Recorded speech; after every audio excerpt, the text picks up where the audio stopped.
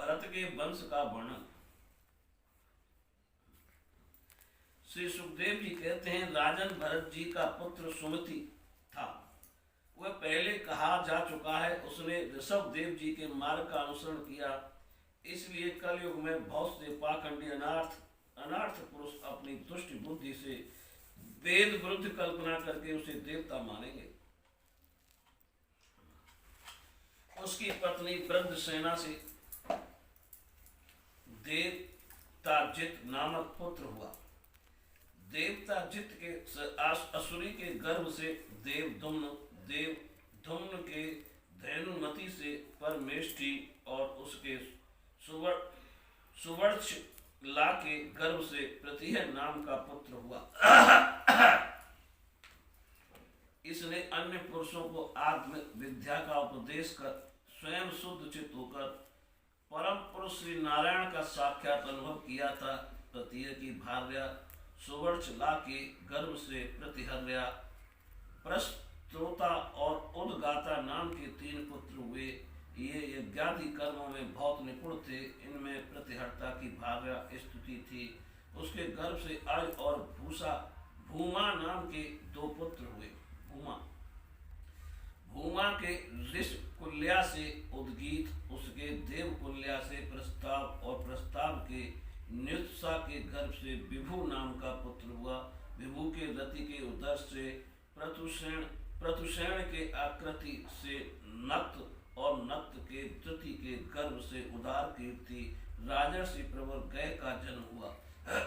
ये जगत की रक्षा के लिए सतगुण को स्वीकार करने वाले साक्षात भगवान विष्णु के अंश माने जाते थे। संयमादि अनेकों गुणों के कारण इनकी महापुरुषों में गणना की जाती है।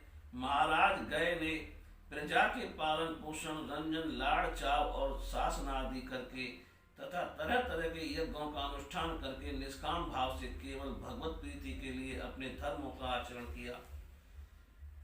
इससे इनके सभी कर्म सर्वश्रेष्ठ परम पुरुष परमात्मा श्री हरि के अर्पित होकर परमार्थ रूप बन गए थे। इससे तथा ब्रह्मवेत्ता महापुरुषों के चरणों की सेवा से उन्हें भक्ति योग की प्राप्ति हुई। तब निरंतर भगवत चिंतन करके उन्होंने अपना चित्त शुद्ध किया और देहादि अनात्म वस्तुओं से अहम भाव हटाकर वे अपने आत्मा को ब्रह्म रूप अनुभव करने लगे। यह सब होने पर भी वे निर्भिमान होकर पृथ्वी का पालन करते रहे। परीक्षित प्राचीन इतिहास को जानने वाले महात्माओं ने राजर्षि गय के विषय में यह गाथा कही है। अहो, अपने कर्मों से महाराज गय की बराबरी और कौन राजा कर सकता है। वे साक्षात भगवान की कला ही थे। उन्हें छोड़कर और कौन इस प्रकार यज्ञों का विधिवत अनुष्ठान करने वाला, मनुष्य बहु के धर्म की रक्षा करने वाला, लक्ष्मी का प्रिय पात्र, साधु समाज का शिरोमणि और सत्पुरुषों का सच्चा सेवक हो सकता है। सत्य संकल्प वाली परम साध्वी, श्रद्धा, मैत्री और दया आदि दक्ष कन्याओं ने गंगा आदि नदियों के सहित बड़ी प्रसन्नता से उनका अभिषेक किया था तथा उनकी इच्छा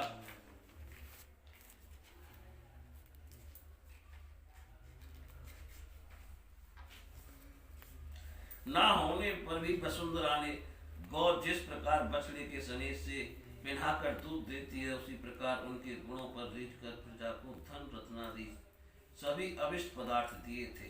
उन्हें कोई कामना न थी। सब भी वेदोक्त कर्मों ने उनको सब प्रकार के भोग दिए। राजाओं ने युद्ध स्थल में उनके बाणों से सत्कृत होकर नाना प्रकार की भेंटें दी तथा ब्राह्मणों ने दक्षिणादि धर्म से संतुष्ट होकर उन्हें परलोक में मिलने वाले अपने धर्म फल का 6ठा अंश दिया। उनके यज्ञ में बहुत अधिक सोमपान करने से इंद्र उन्मत्त हो गए थे तथा उनके अत्यंत श्रद्धा तथा विशुद्ध और निश्चल भक्तिभाव से समर्पित किए हुए यज्ञ फल को भगवान यज्ञ पुरुष ने साक्षात प्रकट होकर ग्रहण किया था। जिनके तृप्त होने से ब्रह्मा जी से लेकर देवता, मनुष्य, पशु, पक्षी, वृक्ष एवं तृण पर्यंत सभी जीव तत्काल तृप्त हो जाते हैं। वे विश्वात्मा श्री हरि नित्य तृप्त होकर भी राजर्षि गय के यज्ञ में तृप्त हो गए थे। इसलिए उनकी बराबरी कोई दूसरा व्यक्ति कैसे कर सकता है।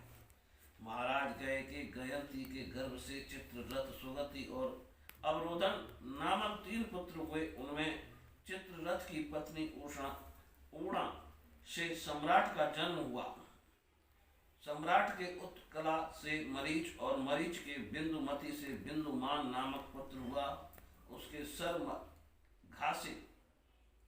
सर घासे मधु के सुमना से वीरव्रत और वीरव्रत के भोजा से मंथु और प्रमंथु नाम के 2 पुत्र हुए। उनमें से मंथु के सत्या के गर्भ से भोवन के दूषणा के उदर से त्वष्टा के विरोचना से विरज और विरज के विसूची नाम की भार्या से सत्यजित आदि 100 पुत्र और 1 कन्या का जन्म हुआ। विरज के विषय में यह श्लोक प्रसिद्ध है।